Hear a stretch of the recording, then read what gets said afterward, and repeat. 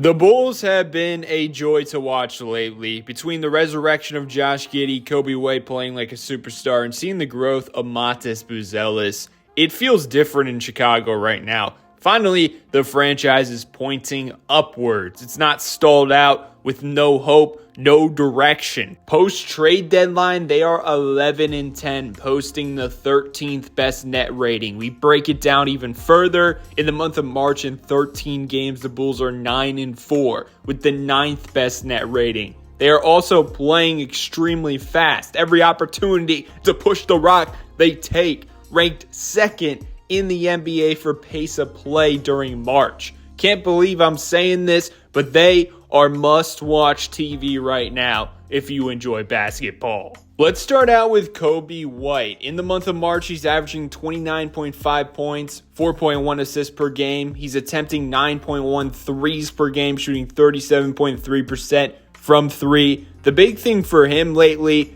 is he's getting to the foul line. 6.7 free throws per game. If he can keep this up moving forward into next season, he has another level to his game. Because quite frankly, this hasn't been an elite area for him. 2.3 free throws per game for him throughout his entire career. 3.3 free throws per game last season. A career high 4 for him this season. But lately, he's just on another level in that regard. And with him on the court in the month of March in 473 minutes, they have 120.7 offensive rating plus 5.5 net rating. He's scoring at every single level right now. He can operate on and off the ball. He's just a cheat code offensively, and he has one of the most underrated bags in the entire NBA. I mean, you have been witnessing the highlights on the screen throughout this segment. The handle and footwork is supreme. He creates shots for himself with ease. Quietly,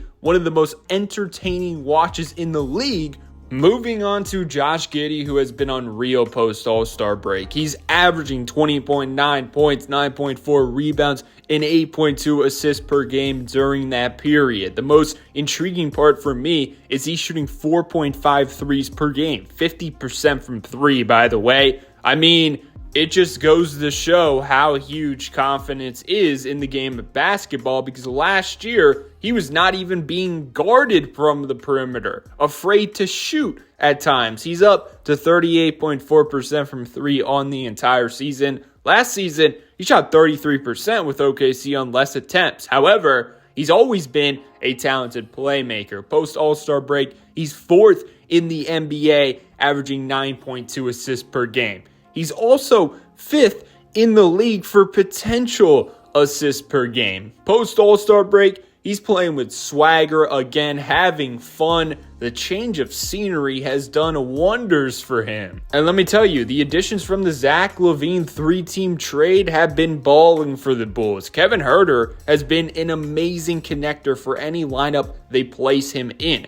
because of his shooting ability. He's averaging 15 points per game for the Bulls in March. He's shooting 5.9 catch and shoot threes per game, 39% on those shots. During that stretch, per pivotfade.com, with him on the court in 370 minutes, the Bulls have a plus 14.4 net rating. Without him, it goes to a negative 4.4 net rating. Clearly, his floor spacing is a key ingredient for their offense. 124.5 offensive rating with him on the court. Meanwhile, it drops down to 112.2 without him on the court. They got Trey Jones in that deal. They might have found their backup point guard of the future, considering he's only 25 years old. Since joining the team in 17 games, he's averaging 12.2 points, 5 assists per game, while shooting 58.5% from the field and 50% from three in March. He's been their fourth leading scorer behind Coby White, Josh Giddey, and Kevin Huerter in that month. On top of that, he's been second for assists per game, only behind Josh Giddey. Simply one of their most underrated productive players during their turnaround. And now we're going to their rookie, Buzelis, who's a future star, in my opinion. The skills he has with the rock in his hands for a 6'10", 20-year-old isn't normal. lately, he's been really finding his groove. He's averaging 12.5 points, 4.3 rebounds per game in the month of March. He's also been a part of their best lineup during their 9-4 stretch during this month. Per PivotFade.com, in 45 minutes, the lineup of Josh Giddey, Coby White, Kevin Huerter, Buzelis, and Vucevic have posted an outstanding 140 offensive rating. The reason why it's thriving, well, just think about it. Everyone on the court is a capable three-point shooter at every single position. But not only that, they are all good to great passers and know how to share the rock. They make quick decisions. Overall, it's good to see that the rookie is contributing to winning basketball already in his first season. He truly has the tools to be an impact player on both ends of the floor, and he has had a couple breakout games as of late.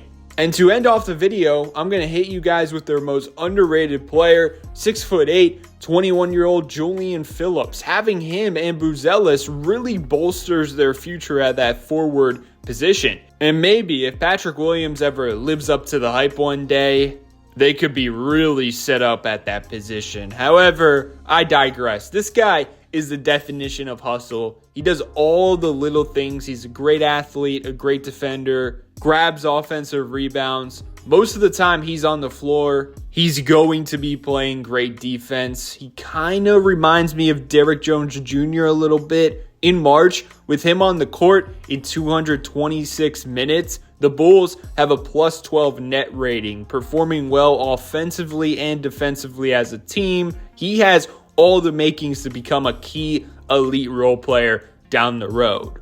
And right now, the Bulls are in the 9th spot behind the Orlando Magic and Atlanta, 2 games behind the 7th spot. But if you look at their schedule, they got some easy wins if they take care of business. So they got the Raptors, who don't want to win. They got the Charlotte Hornets, who stink and also don't want to win. They got the Wizards in their second last game of the season. And then they got the Philadelphia 76ers. The tough games would be OKC, but who knows? OKC might just rest their guys at this point, or some of them. They got the Mavericks today, who have been playing better with Anthony Davis. I don't know if he's playing. The Trailblazers have been pretty decent as of late. You got the Cleveland Cavaliers, of course, but that is one of their final games. So who knows if the Cavaliers are going to be playing all of their guys, because they're pretty much sealed for that number 1 position. But overall, they have a great chance of moving up to the 7th seed, and that would be great for them. As long as they just move up one more spot would be great, because then you got 2 shots at the play-in game, and I think they have shown that they deserve a chance in the playoffs, and I would love to watch them because they've been playing great basketball lately. Let me know your thoughts below, though.